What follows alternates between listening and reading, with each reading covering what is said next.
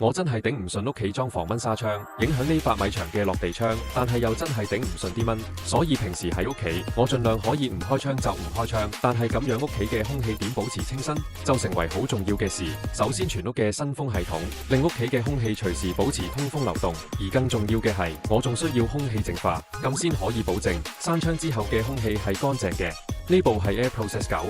簡約而唔累贅嘅造型設計，好啱我屋企。溜冰型嘅獨特設計，呈現出輕盈嘅科技未來感。擺喺屋企唔講嘅話，真係以為係件藝術品。講到呢個4字頭嘅價位，就可以買到專業品牌嘅入門機，出風口可以達到長效0懸浮粒子輸出，底部濾網設計，令佢做到單次淨化效率非常高，即係話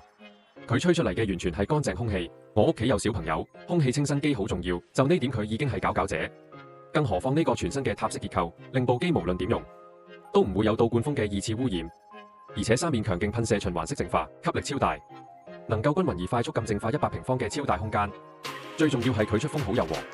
完全冇風感，就算對住小朋友吹，都唔使擔心佢哋凍親。小朋友喺屋企玩，開窗驚有蚊，閂窗又驚屋企有細菌甲醛等等嘅空氣污染。